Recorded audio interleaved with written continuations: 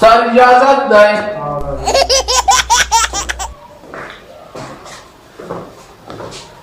سر دا زما پنشن چې کوم دی دا بینک ته اړول غواړي او په 2018 کې ریټایر شوی یم او اوس چې کوم دی نو دا بینک ته اړول غواړي صحیح ده چې تا ایټم 43 تا راوړی دی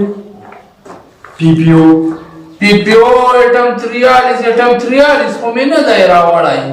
نه راوړی وو ته به هغه سره راوړې بیا به یا د قدرت اظهار شمه نو بیا به د وخته ویلې وای نو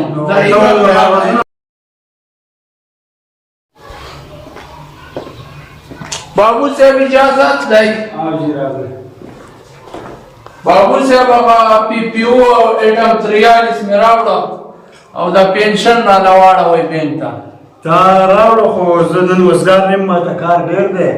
او ته به یو هفته بعد راشې نو تاسو خو وایئ چې ایټم 43 او پی پی او راوړه یا د قدرت اظهار شمه نو بیا به دې راته ویلي وای چې مه راځه دا ورسې एकदम څه نه کېږي خو ته ورسې چالو وکړې چې سبا یو هفته بعد به راشې کار به دې ټوټل وشي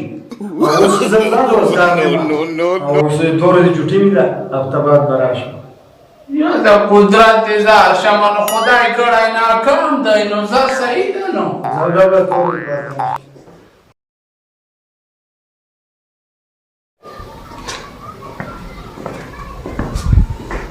السلام علیکم بابو صاحب جوړې خیر ټیک ټاک صحت دې ښه دی خیر دی طبیعت هم ښه دی بابو صاحب تاسو ویلي وو چې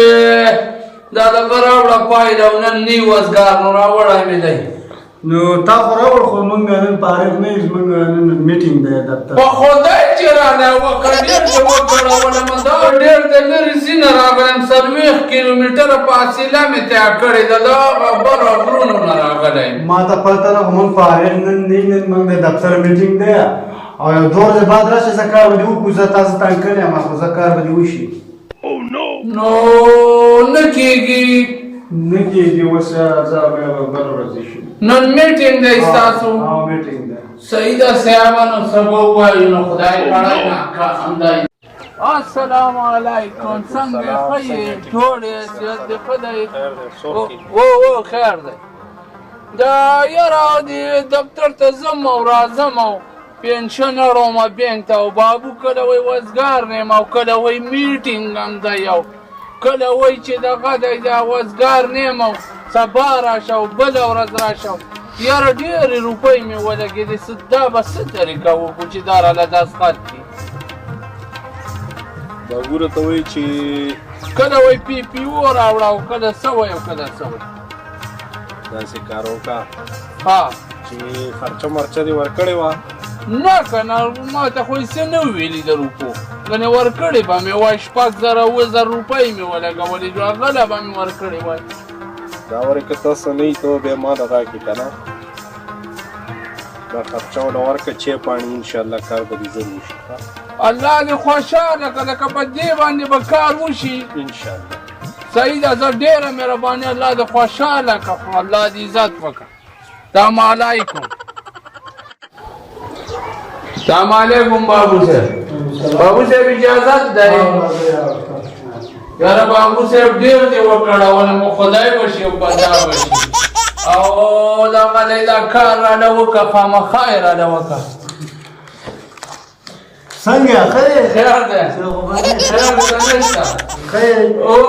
دا ما کار خو به دې شوی وای خو موږ ته کارونه ډېر وه او دغه له وجې لږ لیټ شه نو کله به موږ وشي نو که سهار راځي او که یو 3 ګنټې ساري کې کار به دې وشي وبشي وبشي ډېره مهرباني ډېره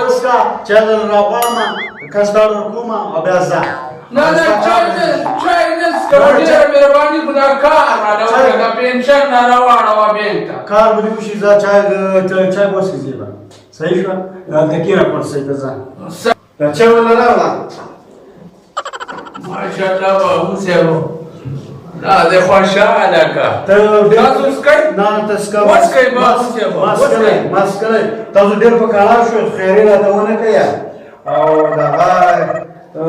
کار خو موشه زه الله به خیر کړي الله دې خوشحاله که الله دې خوشحاله که الله دې عزتونه نصیب که تا ډېر پرې وکړه تا وایي زه ډېر د لرې نه راغلی یم او بله ورځ دې ویله نو زه په تا ډېر خفه شوم زه کار خو دې وشم باید مې دستخط شه بابو صاحبو بس وشه خاطر زما ښه زه تاسو شه ډېره مهرباني الله دې خوشحاله که الله دې عزت نصیب او ډوډۍ دې سره ساري ډېره مهرباني ډوډۍ نه خورم ډېره مهرباني دا مړه زه بس یاره سید باندې ښکلې مشوره راکړې وه ویل پیسې ورکړه او کار به دې وشي ما ته څه پته وه چې دا خو بېله زمانه ده جنا صاحب او زنده‌باد جنا صاحب او زنده‌باد په دنیا کې جنا صاحب دی هسې رانه به کرایانو 2000 روپۍ ولګېد خو هلکه یو زرګونه یې ورکړه او کار وکړه